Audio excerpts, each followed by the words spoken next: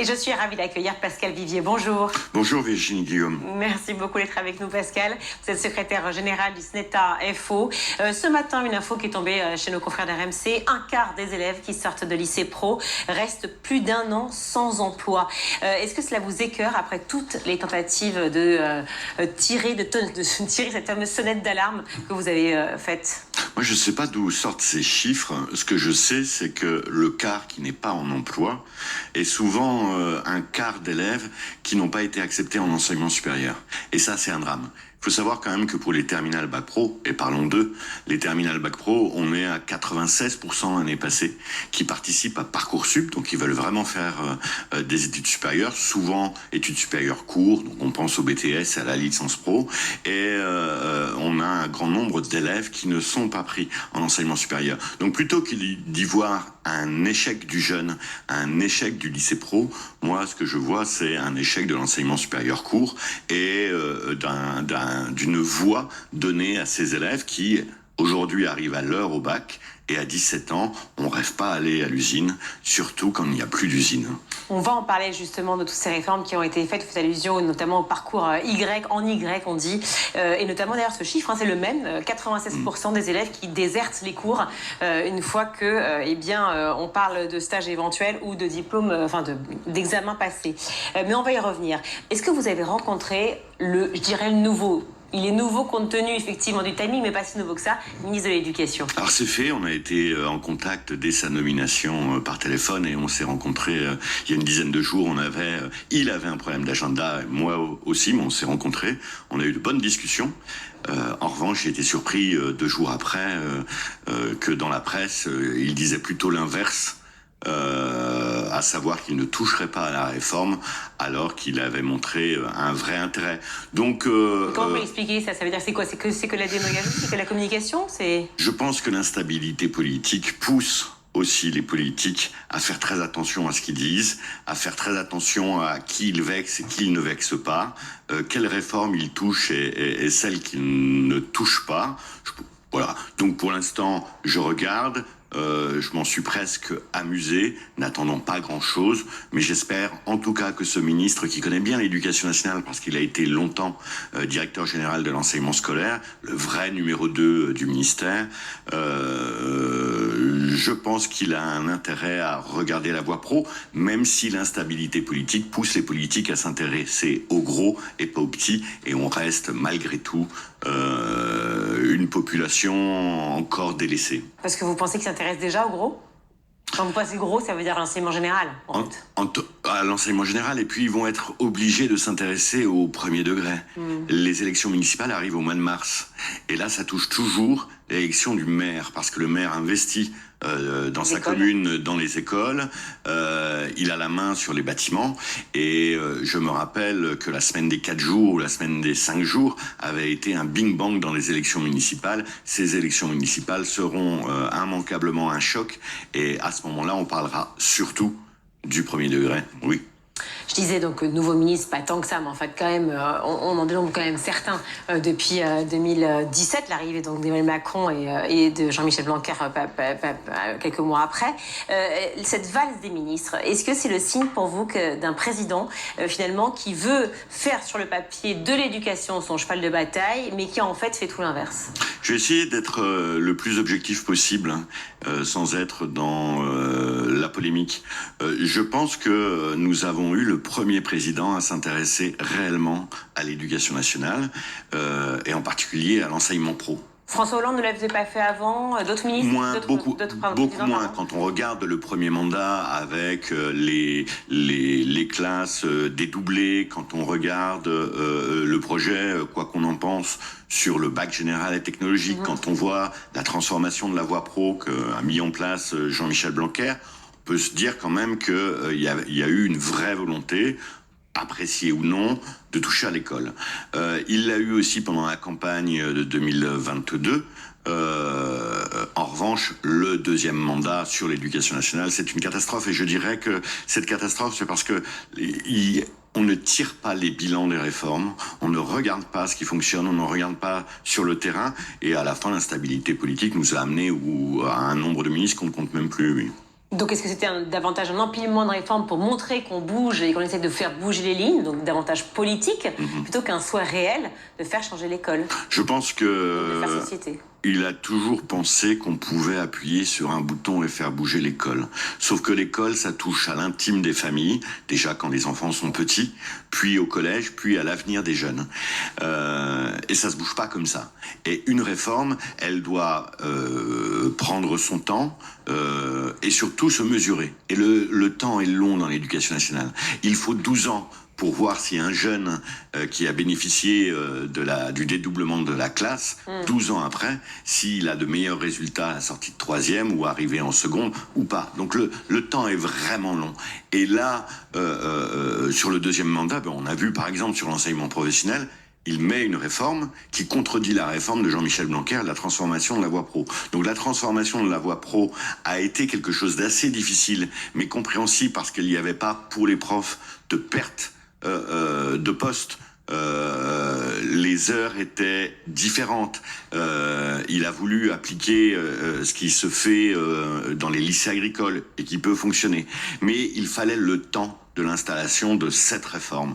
Eh bien non, il a voulu la chambouler et revenir à ses fondamentaux qui est de penser que le lycée pro ne serait pas une voie de la réussite et que la voie de la réussite, ça serait uniquement l'apprentissage en entreprise. Il oublie une chose, la sociologie de nos élèves, et ce que les petits patrons, premier employeur de France, ce sont les commerçants, les artisans, on l'oublie souvent, mais ce que les petits patrons recherchent. Et les petits patrons ne recherchent pas des élèves en sortie de troisième, mineurs, en grande difficulté scolaire, souvent difficultés sociales, sans compter des polydifficultés que peuvent être les besoins particuliers, les situations de handicap, des jeunes néo-arrivants, les allophones, qu'on cumule énormément en lycée pro. Donc malheureusement, ce mandat pour le lycée pro est un pur échec.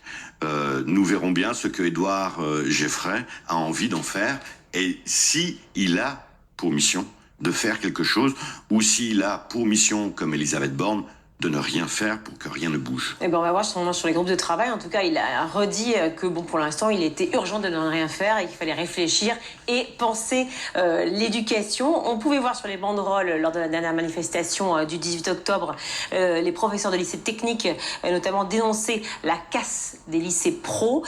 On va parler de ces réformes. La dernière en date, donc celle qui prévoyait un parcours différencié en fin de terminale, qui donc a entraîné des aménagements, notamment une volonté de 50% de stages en plus, c'est bien ça, coupez-moi, dans les entreprises. Est-ce que, et ma question est un peu rude, mais enfin, est-ce que l'État, ou en tout cas Emmanuel Macron, ou tout le gouvernement pense que l'entreprise serait meilleure formatrice que le lycée? Oui, tout le monde le pense. Les politiques le pensent, mais c'est une erreur. C'est une méconnaissance et du lycée professionnel et de ce qu'attendent les employeurs, les recruteurs. C'est vraiment une méconnaissance de ça. Les jeunes qu'on prend en charge ont besoin de plus d'écoles et de mieux d'écoles, et non pas moins d'écoles. Et on oublie une chose, c'est que l'apprentissage a une certaine histoire, et ça peut fonctionner historiquement dans les métiers de bouche, l'hôtellerie, restauration, mais également un peu le bâtiment. Mais pour tout le reste, l'apprentissage qui a fonctionné sous Emmanuel Macron, où il est arrivé quasiment au chiffre du million d'apprentis, ce sont des apprentis du supérieur post-licence en Master 1, Master 2, dernière école d'ingénieur, dernière école, dernière année d'école de commerce. Et je ne suis pas sûr que l'apprenti en dernière école de commerce ou en Master soit le même et ne doit pas être différencié du jeune qui sort de troisième et qui est en grande difficulté scolaire, sociale, ou qui ne sait pas vers quoi se diriger. Donc oui, les politiques le pensent que l'entreprise pourrait mieux faire et à meilleur coût, ce qui est faux. Ça a coûté un argent de fou, puisqu'on voit aujourd'hui que France Compétences est dans un déficit, c'est abyssal. 1 milliard d'euros quand même, c'est ça. Hein, alors ça, c'est la réforme de l'enseignement pro. Ouais. Mais sur l'apprentissage, on a plus de 15 milliards de déficit. Milliards. Donc c'est quelque chose d'énorme. Ah non, et sur la réforme Grandjean, on est sur un coût d'1 milliard d'euros. Quand on voit aujourd'hui à l'Assemblée nationale les batailles qu'il peut y avoir pour essayer d'équilibrer le budget. On n'y arrive pas, mais je me demande, en prenant un peu de hauteur, combien de réformes comme celle-ci, c'est-à-dire qui ne servent à rien, ni pour les jeunes, pas pour les recruteurs, pas pour les professionnels que nous sommes, les professeurs des lycées professionnels, pas pour les établissements scolaires. Je me demande combien il y a de réformes comme ça qu'on pourrait supprimer. Mais je vais peut-être être encore plus virulente que vous, mais j'ai l'impression que c'est encore même pire. C'est même pas à rien, c'est que c'est encore pire qu'avant, puisque je l'ai dit dès le départ, hein, un quart des élèves qui sortent des lycées pro et qui donc restent plus d'1 an sans emploi. 1 an, c'est colossal. Et puis aussi, ça veut dire réaménager, donc avec plus de stages, ça veut dire moins de temps d'enseignement, donc moins fatalement de savoir, de culture. Donc est-ce qu'on peut dire que c'est un retour à la réindustrialisation 4.0 de ces élèves-là? On les pousse vers l'emploi. On cherche en gros la main-d'œuvre. Oui, mais les employeurs recherchent de la main-d'œuvre. Mais ils veulent pas n'importe quelle main-d'œuvre. Mais est-ce que les élèves souhaitent ça? Non.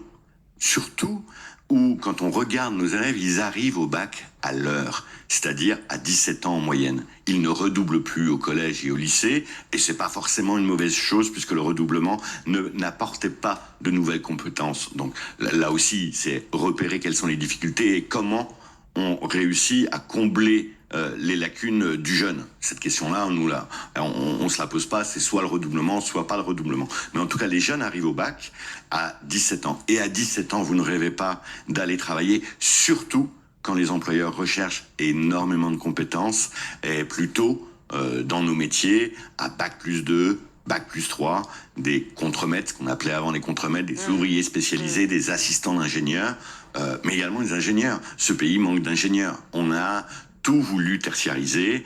Les jeunes rêvent d'être en école de commerce en pensant faire de belles carrières, alors que plombiers, charcutiers, traiteurs sont des très belles carrières et mieux rémunérés que les profs.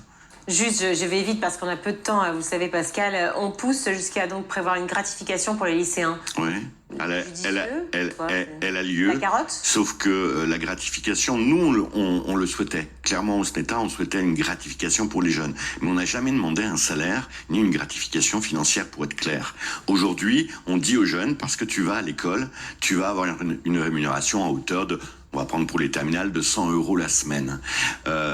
Déjà, c'est pas assez appétant et c'est pas une gratification, c'est du salaire détourné, sans charge. Nous, ce qu'on souhaitait, c'était un accès au pass culture, un doublement du pass culture pour ces jeunes qui sont souvent le plus éloignés des savoirs et de la culture académique. On souhaitait des trimestres, par exemple, de retraite. On parle beaucoup de la retraite, mais il faut savoir qu'un jeune qui fait un bac pro par apprentissage en 3 ans, il a 3 ans équivalent en retraite, puisque c'est un contrat de travail. Nous, le jeune qui est en lycée professionnel n'a aucun trimestre. On aurait pu penser aussi à le valoriser en lui disant « tu gagnes un trimestre pour ta retraite ». C'était ça une gratification. Là, c'est un salaire. Ça coûte 500 millions d'euros, ça ne rapporte rien, et en plus... L'idée est injuste, parce que si on accueille 80% des jeunes issus des classes sociales les plus défavorisées, ce qu'on appelait avant les pauvres, on a quand même 20% des élèves qui sont issus de la classe moyenne et des classes favorisées qui n'ont pas besoin de cette gratification. Donc si on avait eu cet argent pour les bourses, on aurait pu aider beaucoup plus les jeunes qui sont issus des milieux les plus en difficulté et on n'aurait pas arrosé tout le monde. Donc là aussi, on veut bien faire en pensant que ça peut rapporter électoralement, je ne suis pas sûr, mais cette gratification n'a pas de sens de dire à un jeune, parce que tu vas aller à l'école, tu vas être payé. Alors justement, la question va être payée, d'avoir un salaire, donc ces fameux stages sont-ils obligatoires? Vous allez me répondre non, ce qui fait que souvent les jeunes partent l'été, ou en tout cas avant l'été, au mois de mai et juin, travailler directement. Alors là, vous parlez du Y. Le Y, c'était 6 semaines de stage complémentaires qui ne comptent pas dans l'examen. Donc les élèves ont compris que s'ils n'y allaient pas, c'était une bonne chose. Et ça a été une surprise. Ils ont été très absents de ces stages. Au départ, je ne comprenais pas pourquoi. Et puis, je suis allé voir les jeunes. Et ils m'ont dit, mais si je suis en stage pendant 6 semaines, je vais gagner 600 €. Si je pars en job d'été en avance, surtout sur la côte ouest, la côte méditerranéenne, en Bretagne, là où il y a du tourisme, mais également mécanique agricole, mécanique auto, dans le bâtiment, ils gagnaient par mois de 1300 € net. Et donc vous avez une différence entre 1600 pour, on va dire 1600, 1700 € net pour 6 semaines et 600 € d'un côté. Mais finalement, les jeunes ne sont pas si bêtes que ça, ils ont préféré aller bosser. Ça a été une surprise. On savait que les jeunes n'iraient pas en cours parce que les cours n'étaient pas bien bâtis et n'avaient pas de raison d'être et on ne prépare pas. Tout est logique en fait. C'est-à-dire qu'en fait, la façon dont c'est mené fait qu'effectivement les jeunes préfèrent aller travailler. Oui. Donc c'était le but recherché finalement par l'État. Oui, mais ils sont allés travailler que peu de temps. La carte des formations, certaines formations pourraient disparaître selon les régions, autant dire que l'école s'adapterait finalement aux besoins des entreprises locales. Donc d'un coup maintenant, c'est l'école qui s'adapte à l'entreprise et plus l'inverse. Alors ça, c'est un peu l'arlésienne, hein, la carte des formations. Ah oui. Ça n'arrivera pas ? Mais, on en parle tellement. Alors déjà, il faut savoir que tous les ans, on regarde la carte des formations. Les recteurs, les présidents de région regardent la carte des formations, suppriment des diplômes qui ne permettent plus une accession à l'emploi dans la région, ouvrent d'autres formations, ça se fait. Pardon, parce que je vous coupe, mais qui décide de ça ? C'est-à-dire que qui est apte à décider ce qui est finalement permet l'insertion ou non ? Mais les recteurs et les présidents de région, il y a de grands machins comme... Les pédagogues aussi, je sais pas, les professeurs, Non, très peu. Et en plus, le système est un peu enrayé, parce qu'il faut occuper aussi des profs pendant plus de 40 ans. Maintenant, une fois que vous les avez embauchés, vous les gardez. Donc la carte des formations, c'est une arlésienne. On parle de bouger la carte des formations, nous on le souhaite, qu'elle ne soit pas identique aux emplois régionaux, bien sûr, parce qu'il faut permettre à tous les jeunes d'avoir de l'ambition et d'avoir une formation dans les métiers dont on a envie. Mais la carte des formations, on nous dit toujours, on va avoir de nouveaux diplômes dans les métiers d'avenir. Et les métiers d'avenir, aucun ministre ne veut se donner les moyens de les définir. Alors, par exemple, on se moquait encore de nous il y a 3 ans dans les conducteurs de drones, et on voit qu'en géographie, en climatologie, mais également dans les guerres entre l'Ukraine et la Russie, par exemple, nous aurons besoin de conducteurs de drones. Eh bien, on n'a pas ce diplôme. Donc, 1, il faut définir de quel diplôme on a besoin pour l'avenir, et 2, les former. Donc la carte des formations, elle se fait à minima. On n'a pas de nouveaux diplômes. On n'a pas de lieu où on peut réfléchir sur les 10 ou 20 ans à venir en mettant autour de la table, les employeurs, de quels salariés qualifiés ils auront besoin à 5, 10 et 15 ans, mais également l'éducation nationale, mais tous les acteurs autour de la table en se disant il est temps de créer des nouveaux diplômes. Et avant de créer des nouveaux diplômes, il faudrait aussi que la voie professionnelle soit plus visible et lisible. Les diplômes, quand je vous dis un CAP ou un bac pro en boucherie, charcuterie, etc., on comprend tout de suite vers quoi on va. Mais on a réussi à avoir des acronymes au diplôme où on ne sait plus où le jeune est, de quelle formation il a fait, ni pour les familles au moment de l'orientation, ni pour le recruteur, ce qu'il a fait. Donc il y a un travail à faire qui n'est pas forcément un travail coûteux. Merci beaucoup Pascal Vivier, merci. J'espère vous recevoir à un autre moment pour parler aussi de tout ce qu'on oublie. Effectivement, les adultes qui passent ces diplômes, ils sont 130 000, vous m'avez dit en off tout à l'heure. Merci à vous d'être venu sur le plateau du Grand JT, secrétaire général du SNETA FO. On marque une courte pause, on se retrouve.